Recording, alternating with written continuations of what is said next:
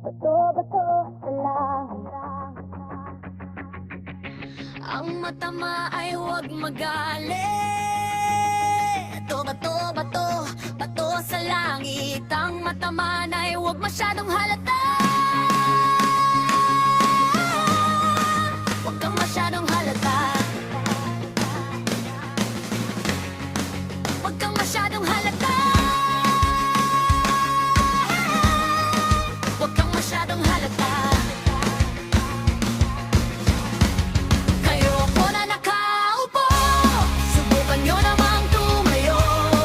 Ang aga matanaw, ang baka matanaw na nyo ang tunay na kalagayan ko. Kayo po na nakaupo, subukan nyo namang tumayo. At baka matanaw, at baka matanaw na nyo ang tunay na kalagayan ko. Ganito kasi yan eh.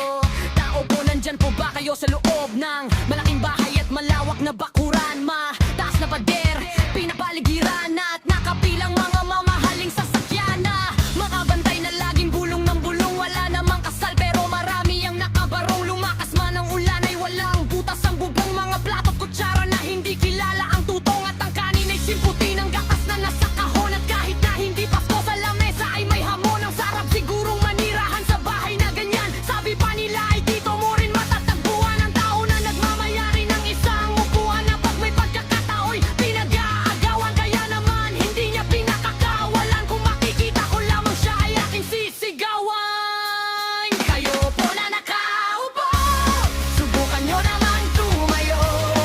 At baka matanaw, at baka matanaw na nyo ang tunay na kalagayan ko. Kayo po na nakaupo, subukan nyo naman tumayo.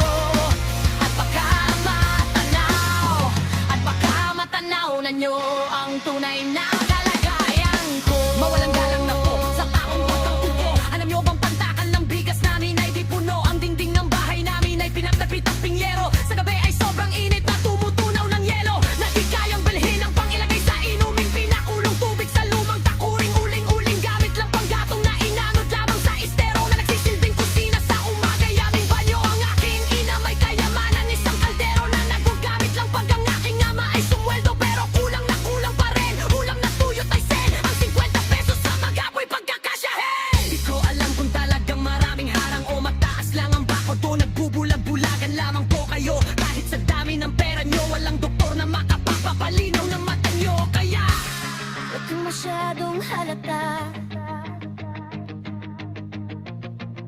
Bato-bato sa langit. Ang matama ay huwag magalit. Bato, bato, bato sa langit. Ang matama ay huwag masyadong halata. Huwag kang masyadong halata.